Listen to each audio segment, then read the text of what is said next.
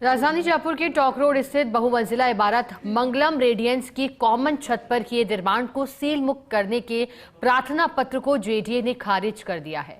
इमारत के फ्लैट धारियों के हितों को प्राथमिकता देते हुए जेडीए ने प्रार्थना पत्र खारिज किया है। क्या है ये पूरा मामला, जानने के लिए रिपोर्ट देखिए। जयपुर में टॉक रोड पर एयरपोर्ट प्लाजा स्थित भूखंड संख्या 1 पर निर्मित बहुमंजिला इमारत मंगलम रेडियंस में कॉमन छत पर अवैध निर्माण किया गया है। इस निर्माण पर जेडीए की ओर से लगाई सील को खोलने के आवेदन को जेडीए ने खारिज कर दिया। सील खोलने के लिए बिल्डकॉन कंसल्टेंट लिमिटेड की ओर से किए प्रार्थना पत्र और अंडरटेकिंग को जेडीए ने निराधार और वास्तविकता से परे माना है। जेडीए का मानना है कि अगर ये प्रार्थना पत्र स्वीकार किया गया तो ओपन टेरेस क्षेत्र के निजीकरण के कारण अन्य फ्लैट धारियों को कॉमन छत के उपयोग से वंचित होना पड़ेगा। इस बहुमंजिला इमारत मंगलम रेडियंस के 12वें फ्लोर पर जेडीए के अनुमोदित मानचित्र के विपरीत निर्माण किया गया है। 12वें फ्लोर पर कॉमन छत में ए ब्लॉक में ईंटों से कमरा और बाथरूम का अवैध निर्माण किया गया है। फ्लैट नंबर 1201 के पूर्व तरफ स्थित कॉमन छत पर 59 बाई 23 फीट में निर्माण किया गया है। फ्लैट से पूर्वी दिशा में खिड़की को हटाकर अवैध गेट निकाला गया है। इस पर जेडीए ने 20 दिसंबर 2023 को मंगलम बिल्ड डेवलपर्स के निदेशक एन.के. गुप्ता, हेमंत चौहान और दिलीप सिंह शेखावत को जेडीए एक्ट की धारा 32 के तहत नोटिस दिया। 3 अगस्त 2024 को जेडीए ने इस अवैध निर्माण को सील कर दिया। इसके खिलाफ निर्माणकर्ता की अपील पर जेडीए ट्रिब्यूनल ने आदेश जारी किए।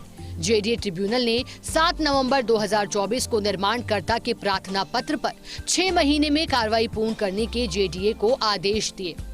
इस पर निर्माणकर्ता ने प्रार्थना पत्र और अंडरटेकिंग जेडीए में प्रस्तुत की। नगरीय विकास विभाग और स्वायत्त शासन विभाग की ओर से 14 जुलाई 2022 को जारी आदेश के तहत सील किए गए निर्माण को खोलने के प्रावधान है।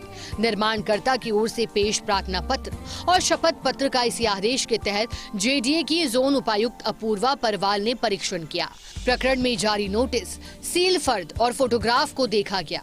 इस सारे परीक्षण के बाद जोन उपायुक्त ने सील खोलने के प्रार्थना पत्र को अस्वीकार कर दिया। इस मामले में प्रार्थना पत्र अस्वीकार करने के जारी आदेश में जोन उपायुक्त की ओर से महत्वपूर्ण तथ्य दिए गए हैं।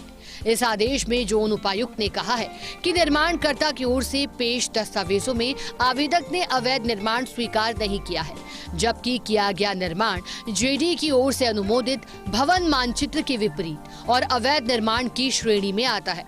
निर्माणकर्ता की ओर से इसके विपरीत कहा गया है कि पेड़ पौधे लगाने के लिए अस्थायी निर्माण किया गया था।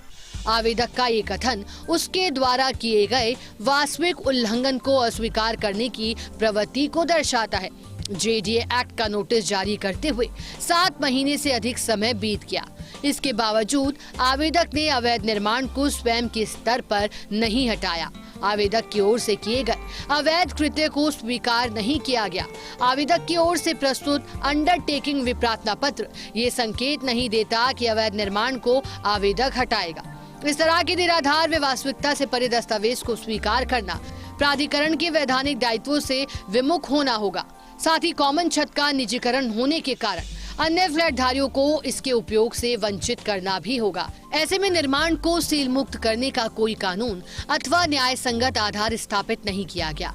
इस प्रकरण में जिस तरह से जेडीए के जोन 4 की उपायुक्त ने पूरे मामले का गहन परीक्षण किया और सील खोलने के प्रार्थना पत्र को खारिज कर दिया, जानकार मानते हैं कि ऐसी ही सतर्कता, सटीकता और गंभीरता सील खोलने के अन्य प्रकरणों में भी दिखाई जानी चाहिए। यही नहीं, सील खोलने के बाद प्रकरण की पूरी मॉनिटरिंग कर सुनिश्चित किया जाए कि सील खोलने की शर्त के अनुरूप आवेदक ने निर्माण हटाया या नहीं।